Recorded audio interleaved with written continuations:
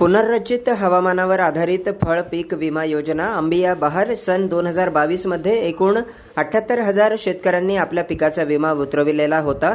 त्यातील प्रलंबित असलेल्या 54,000 शेतकऱ्यांना दिवाळीपूर्वीच येत्या 4-5 दिवसात थेट बँक खात्यात पीक विम्याच्या नुकसान भरपाईचा लाभ मिळणार, अशी माहिती खासदार श्रीमती रक्षाताई खडसे यांनी दिली। नमस्कार। आपल्या जळगाव जिल्ह्यामध्ये गेल्या अनेक महिन्यापासून केळी पीक विम्याच्या विषयामध्ये सगळे शेतकरी परेशान आहे आणि सातत्याने त्यांचा पण पाठपुरावा सुरू आहे। आम्ही पण सगळे शासनाकडे पाठपुरावा करतोय त्या संदर्भामध्ये। तर कालच राज्य सरकारने या संदर्भामध्ये जवळपास 54,000 जे अर्ज होते त्याला मंजुरी देण्यात आलेली आहे। जवळपास आपल्या जिल्ह्यामध्ये 78,500 अर्ज केलेले होते मागच्या वर्षी आणि त्याच्यातले आता काल 54,000 प्रकरण हे जे आहे हे मंजूर करण्यात आलेले आहे। त्याच्यातले जे 11,000 अर्ज आहे ते रिजेक्ट करण्यात आलेले आहे की त्या शेतकऱ्यांनी बोगस विमा काढलेला आहे असं विमा कंपनी किंवा जे गव्हर्नमेंट एजन्सी आहे त्यांनी सर्वे जो केलेला आहे त्याच्यात लक्षात आलेला आहे। आणि उर्वरित जे 13,000 आहे त्यांनी ओव्हर विमा काढलेला आहे की बाबा की 1 एकर जर त्यांनी केळी लावलेली आहे पण विमा काढताना त्यांनी 2 एकरचं दाखवलंय किंवा कुठे शेतकऱ्यांनी 2 एकर केळी लावलेली आहे तर तिथे 3 एकरचा विमा काढलेला आहे, तर त्यांचा सुद्धा विषय जो आहे तो प्रलंबित आहे।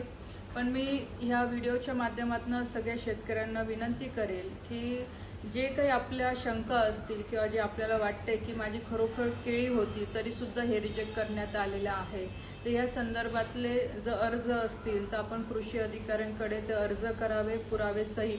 आणि ह्या संदर्भात सुद्धा मी आजच कलेक्टर साहेबांना विनंती केली की येणाऱ्या 8 नोव्हेंबरला आपण विमा कंपनीचे लोक असतील, कृषी अधिकारी असतील तर यांच्या सहित जिल्ह्यावर एक बैठक घेण्यात यावी। कारण की बरेचसे शेतकऱ्यांचे मला सकाळपासून फोन येत आहे की ताई आमचं नाव लिस्टमध्ये दिसत नाहीये किंवा आमचं खरोखर आम्ही केळी लावलेली होती पण तरी आमचं नाव काढण्यात आलेलं आहे।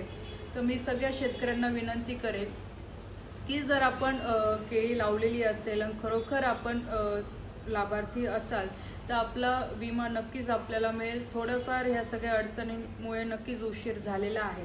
आणि आपल्या रावेर मतदारसंघातले आज ही पण मला बातमी मिळाली की आमचा चोपडा तालुका बसला नाही किंवा भुसावळमधले काही सर्कल याच्यातनं काढण्यात आलेले आहे, पण असं कुठेही नाहीये। चोपडा असेल, यावल असेल, रावेर असेल, भुसावळ असेल, जामनेर असेल, त्याच्यानंतर मुक्ताईनगर, गोदवळ, जेवढेही आपले मतदारसंघातले तालुके आहेत त्याच्यातले सर्कल आहे हे सगळ्यात म्हणजे सगळ्यांना मंजुरी मिळालेली आहे। त्या सर्कलला जे लाभार्थी आहेत ते सर्कलचे त्यांना मंजुरी मिळालेली आहे। आता जो फक्त प्रश्न जो राहतो आहे की जे 11,000 रिजेक्ट प्रकरण जे केलेले आहे तर ते आता आपल्याला बघावं लागतील की खरोखर ते म्हणजे रिजेक्ट झालेले आहे की उगाच काहीतरी शेतकऱ्यांचे चुकून रिजेक्ट झालेले आहे, तर याची सगळी तपासणी परत करावी लागणार आहे। तर त्याला थोडाफार वेळ लागेल, पण त्याच्या पूर्वी दिवाळीच्या आधी शासनाने आश्वासन दिलं आहे की दिवाळीच्या आधी हे 54,000 शेतकऱ्यांपर्यंत त्यांचे पीक विम्याचे पैसे पोहोचतील। तर मी सगळ्या शेतकऱ्यांना परत विनंती करते की काही शेतकऱ्यांचे पैसे आले नसतील तर आपण चिंता करू नाही, आपण त्याच्यावर परत सरकारकडे निवेदन देऊन किंवा त्याचा पाठपुरावा करून त्यांचे सुद्धा पैसे आपण लवकरात लवकर मिळवून देऊ।